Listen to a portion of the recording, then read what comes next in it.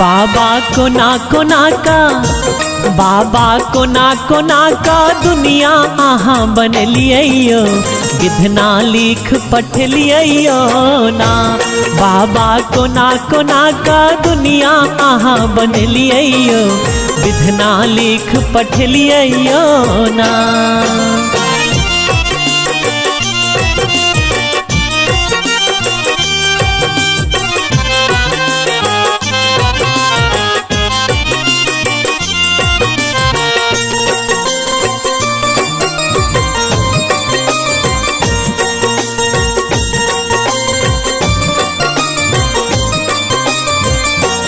ककरो बेटा पर 100 बेटा, ककरो बेटी पर 100 बेटी, ककरो बेटा पर 100 बेटा।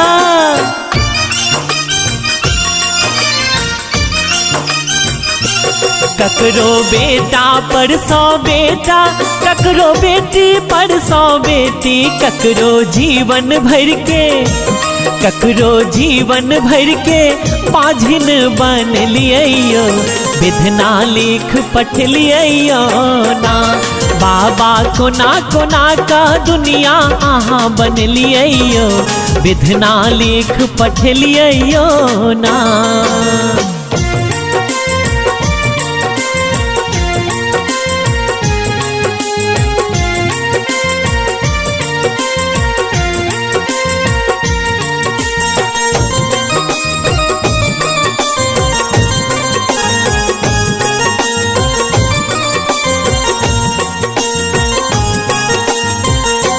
ककरो घोड़ा पर 100 घोड़ा, ककरो हाथी पर 100 हाथी, ककरो घोड़ा पर 100 घोड़ा।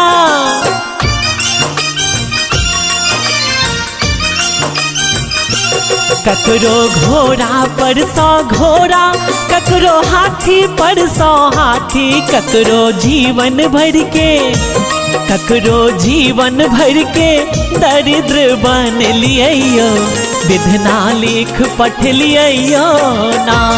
बाबा कोना का दुनिया हाँ बनलियो विधना लिख पठलियो ना।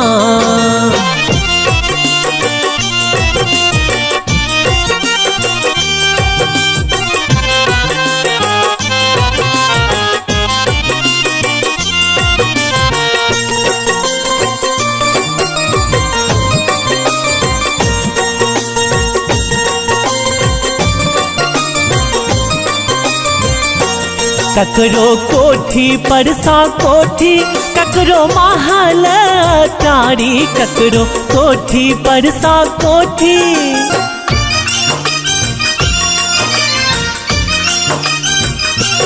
ककरो कोठी पर 100 कोठी, ककरो महल अटारी, ककरो गाछे तर में, ककरो गाछे तर में जीवन बीतलियो विधना लिख पठलियो ना।